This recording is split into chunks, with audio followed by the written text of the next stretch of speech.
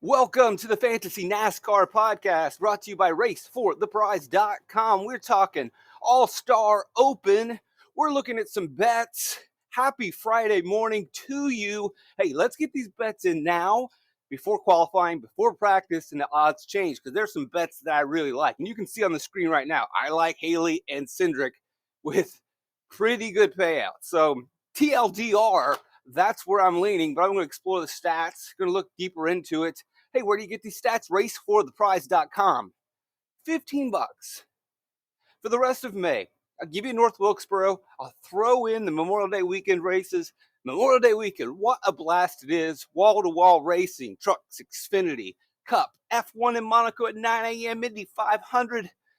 Oh, by the way, you're probably barbecuing, cooking hot dogs, hanging with the kids, getting wasted. You might be, you might not be.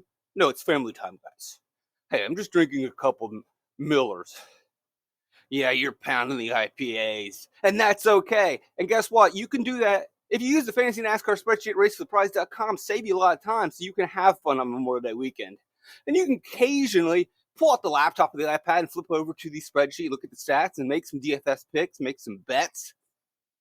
It's real simple. Venmo, PayPal, Cash App. $15 my way.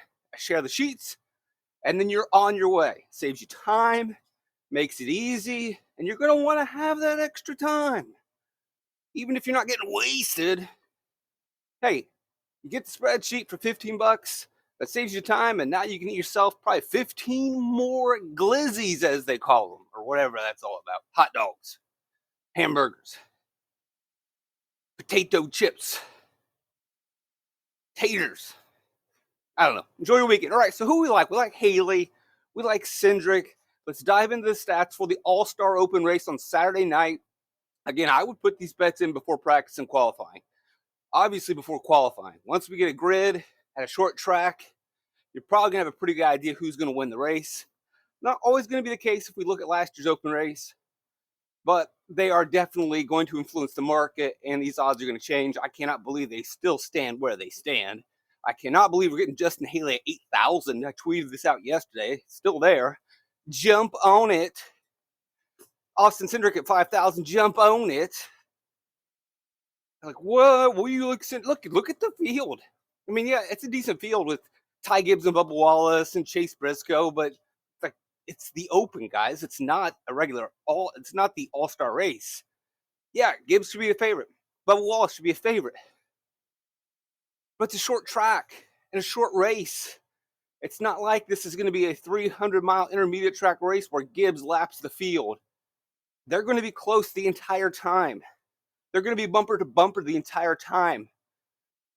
You're going to very well run into a situation where a 225 guy, basically a 2-to-1 driver, is within 20 feet of a driver who's 30-to-1 at the end. They're going to be right there next to each other. The opportunity is available. We're not talking about like an intermediate track, 300 miles.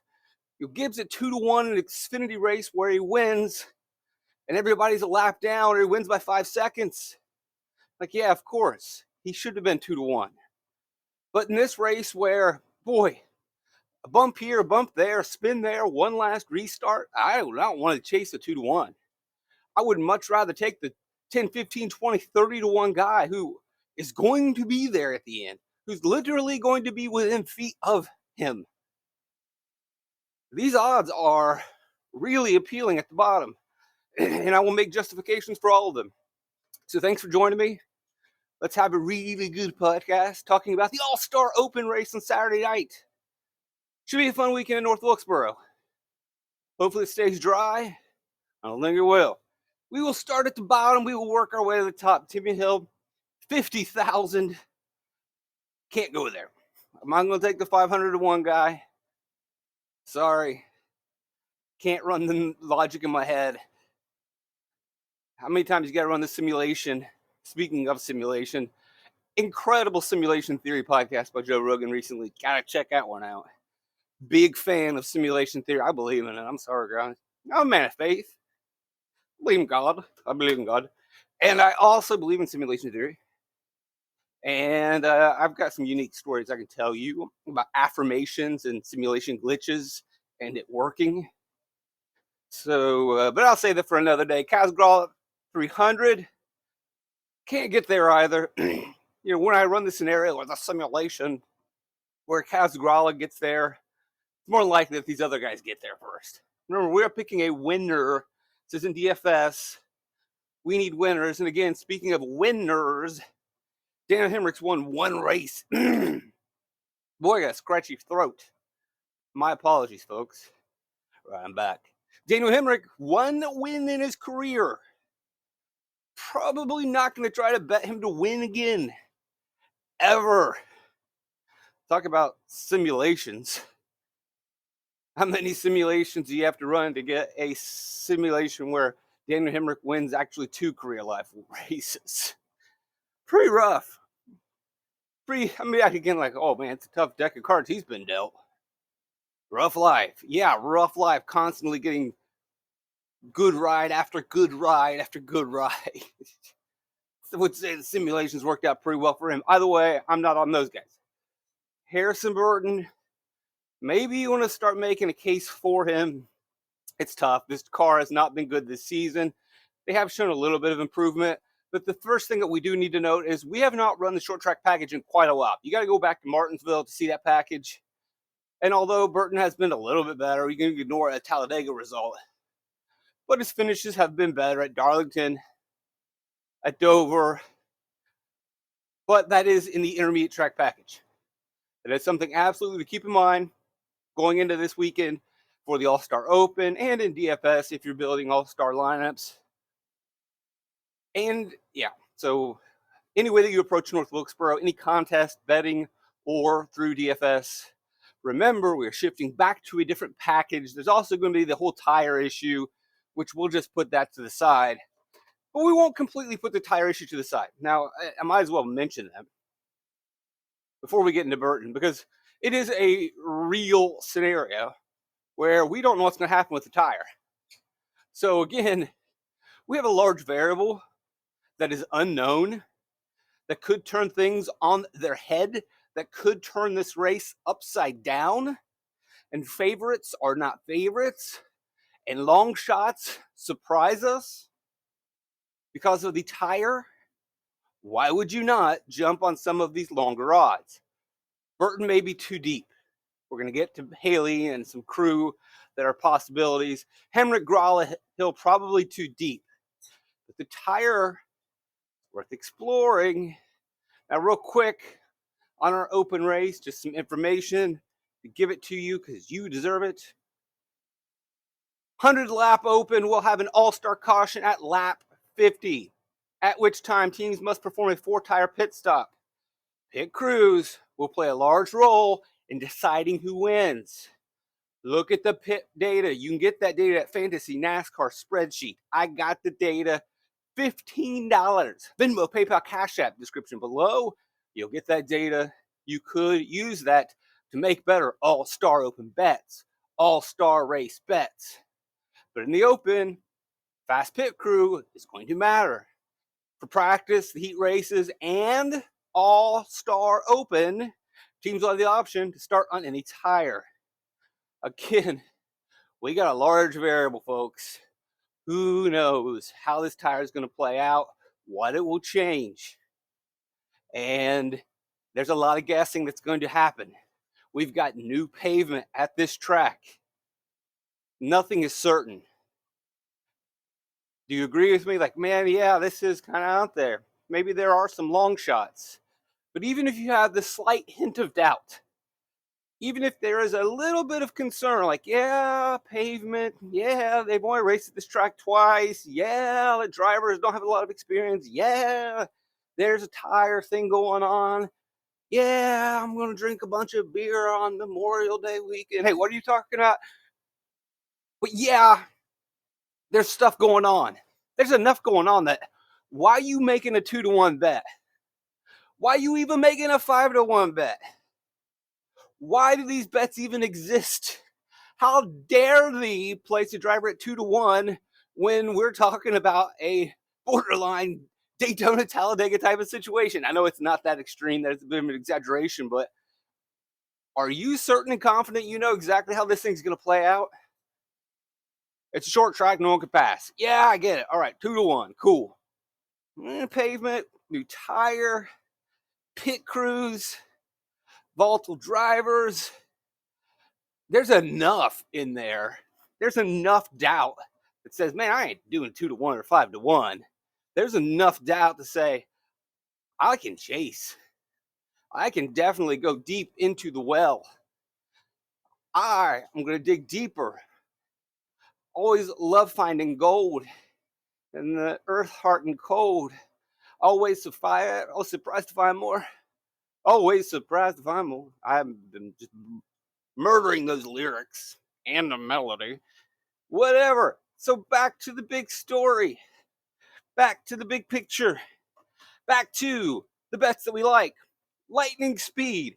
Get to it, my man. I know I gotta get to it before the treadmill shuts down. Don't want to burn this thing out like I burned the last one out.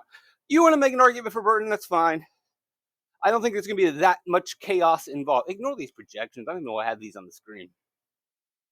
Those are old from previous things. Ignore them. Sorry. I can't get the Burton, but I can get the Justin Haley. And I've been talking Justin Haley up all week. I love Justin Haley's crew chief, Chris Lawson. I don't know why I wasn't looking more at Chris Lawson earlier this season. Shame on me, shame on you, shame on us all. Justin Haley also is a pretty good race car driver. Copy of that. Jeez, so hard. Let me put up Chris Lawson's stats, folks.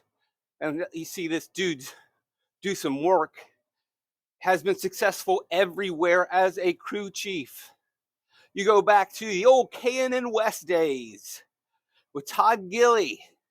They won a championship. 4 wins out here. They go over. They reunite a little bit years later at Front Row Motorsports in the Truck Series. Pretty solid goes. Pretty solid races. 4 wins or 4 top fives. Gets a win for Todd Gillen in 2021 with Front Row. Not too shabby. Oh, then he teams up with Zane Smith and they win a championship. And then with Zane Smith in 2023.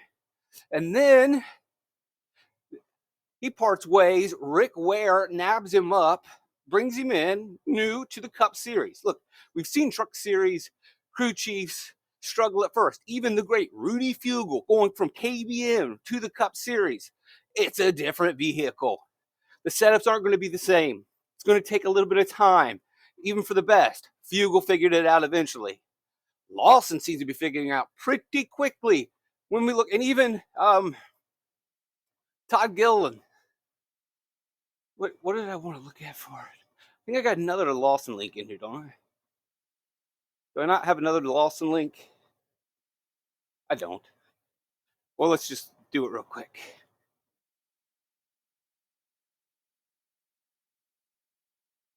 Oh, we're going long.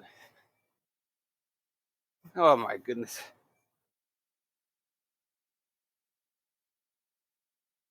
Oh, I already have it on.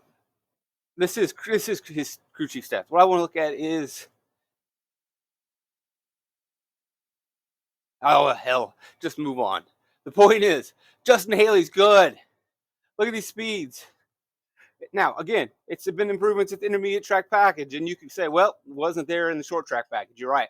That is a cause for concern.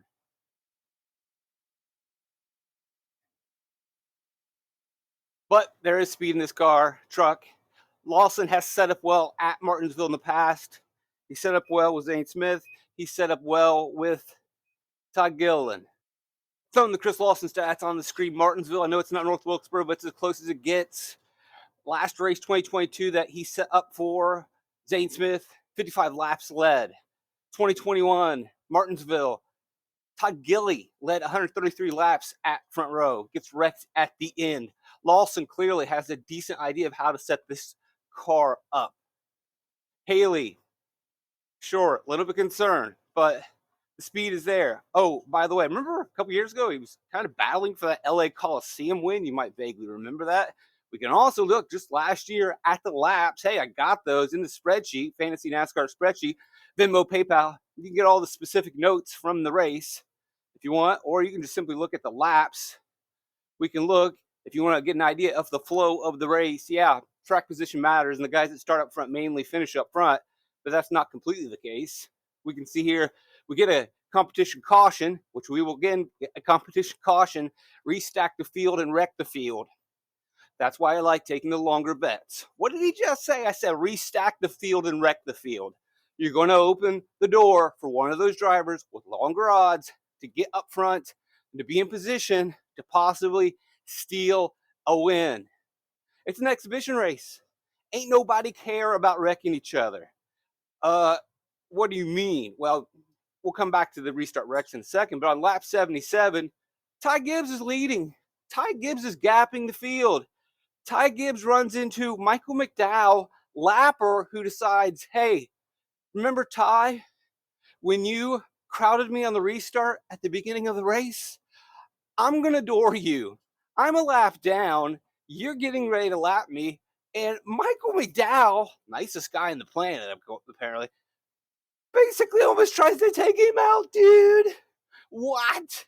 And Josh Berry takes the lead. Huh? You want to bet Ty Gibbs at 2-1? And then some old dude gets mad because he got bumped out of short track. And so then he goes out 3 laps down with the sole intention of effing with Ty Gibbs. There was no penalty. There was no conversation in the trailer. They let McDowell get away with it. They knew what McDowell was doing. McDowell was out there doing the classic. Oh, here we go. We're going to just go fuck with people.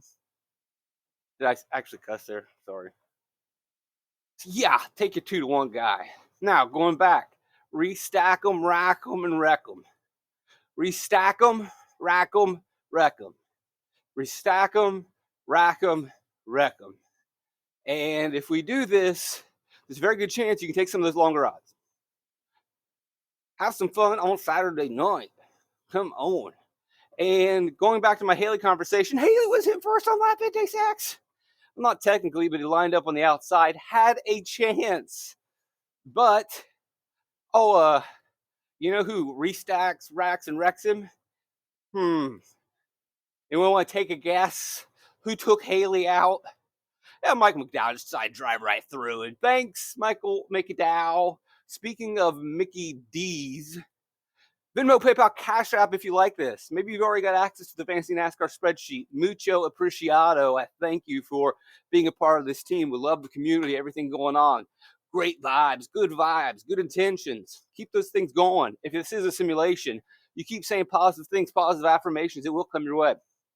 I have gotten several jobs by speaking into the universe affirmations. You don't believe me? You don't have to, because it happened.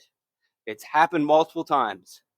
Simulations, glitches in the matrix, good vibes, good intentions. Keep them going on this channel. That's why I'm such a positive person here and not talking about drivers dying and constantly wishing for drivers to die. We don't do that here. We want to live, baby. Viva la NASCAR. Keep those positive vibes. Even with Michael McDowell, even with this treacherous hater, let's stay positive. Let's not worry about those haters. Be positive, embrace them, bring them in, change their mind. Mike, you don't have to wreck every driver that I like. You may remember even the last time he was in an All-Star Open race at Bristol, 2020, middle of COVID, he took out Bubba Wallace. Mickey D is 2 for 2 in his last All-Star Open races in wrecking people. So, hey, as long as, unfortunately, he's qualified for the race, so he's not going to be out there wrecking people this weekend. So, we could have used that volatility. Anyway, Justin Haley had an opportunity to win that race. We love Haley. Yeah, we would love to see a little bit more short track boost. But, seriously, as I talked about earlier this week in the podcast, he's running well. He looks good. He looked good at this racetrack. Remember, he almost won that Coliseum race. Come on. And it's 8,080 to 1 on Justin Haley? The dude got a top 10 at Darlington last week. What are we doing? You should be running to your phone right now and jamming him in.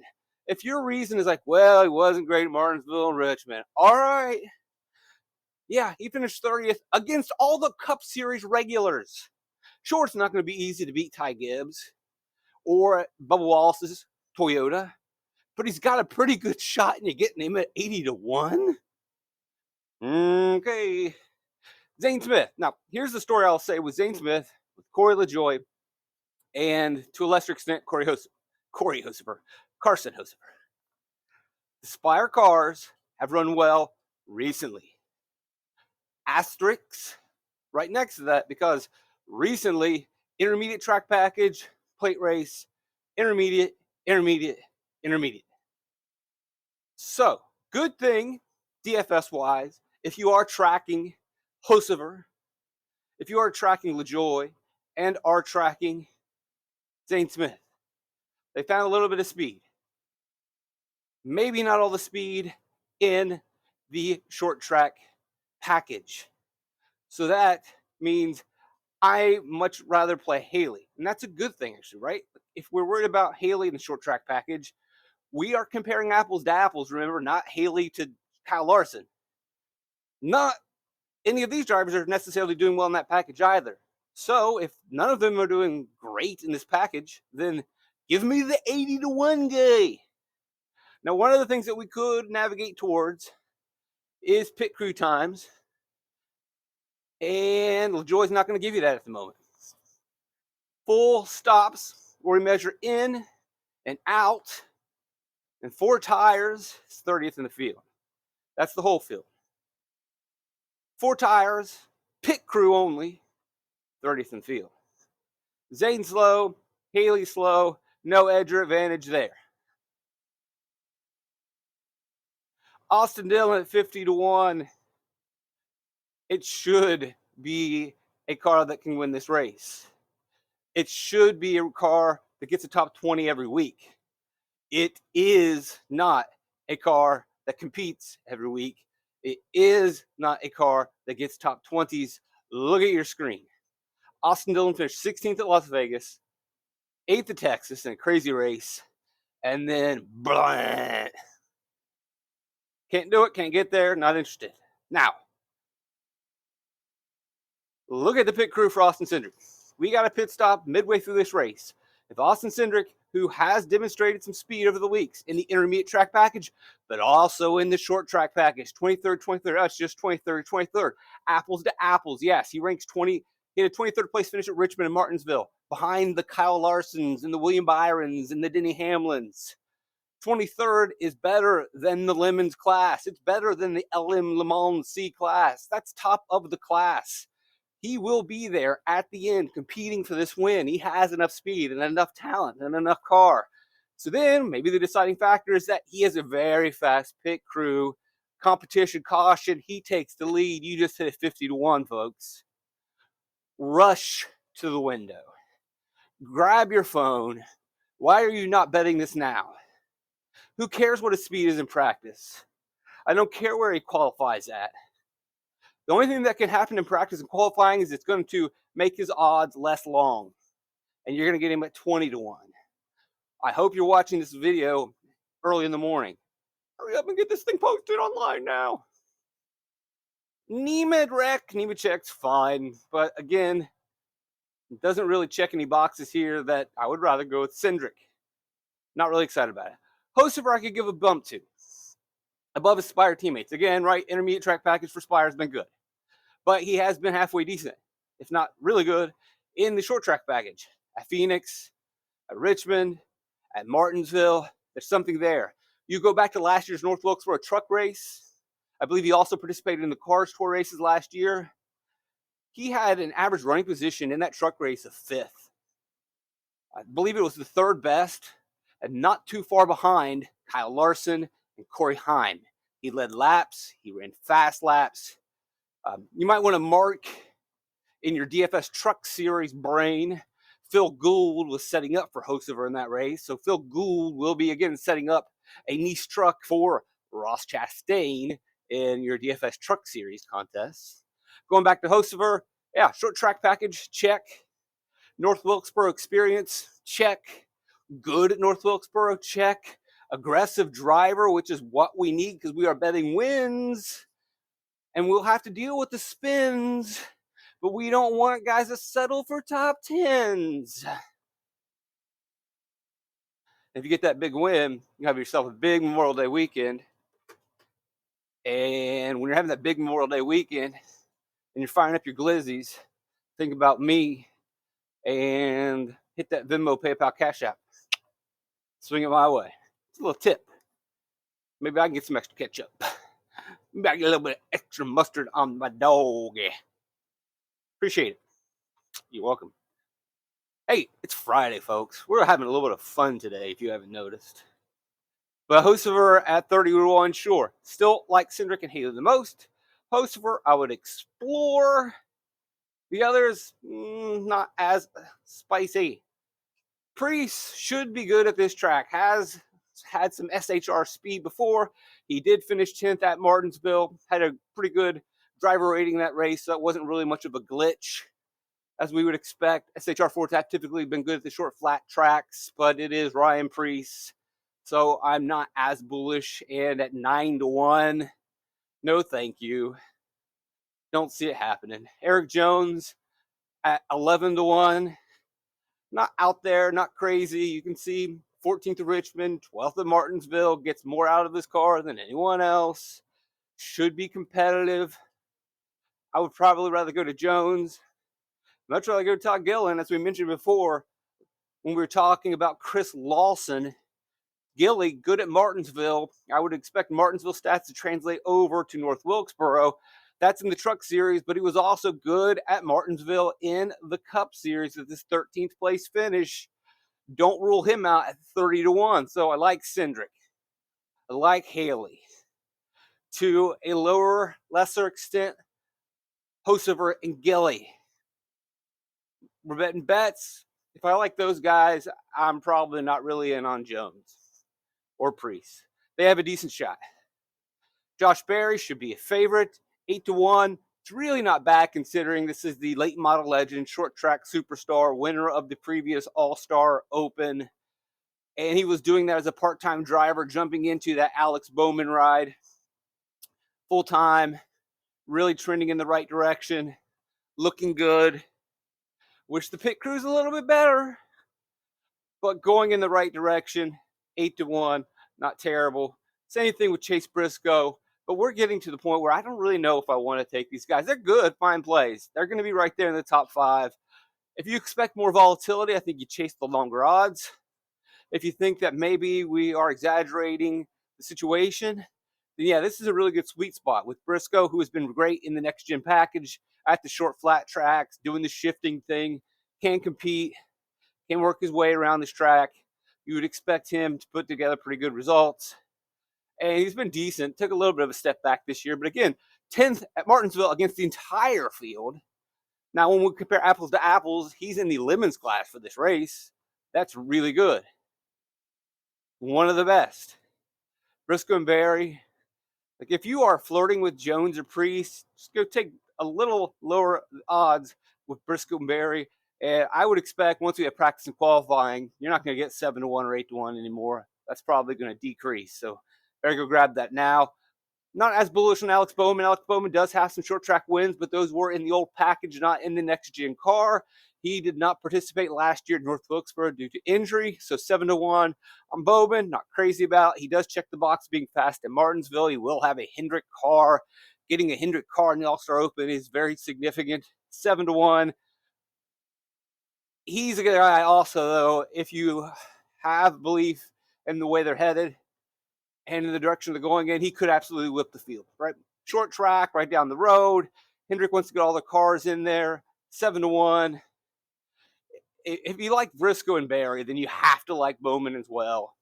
And he is another driver where I could see his odds significantly decreasing once we see him unload, look comfortable.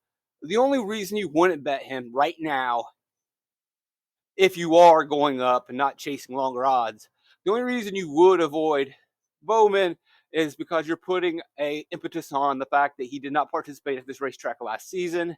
And hey, he's a race car driver. It's a short flat track. It would be beautiful for him to get more reps, but He's not competing against Larson in this race. He's competing against the Le Mans class. So that's fine. Then we get towards the top. I think Gregson's probably overvalued way too much, too reckless for me. I just don't see a scenario where Gregson wins this race. Bubba could win, Ty could win, but I'm not interested in 2-1 or 5-1.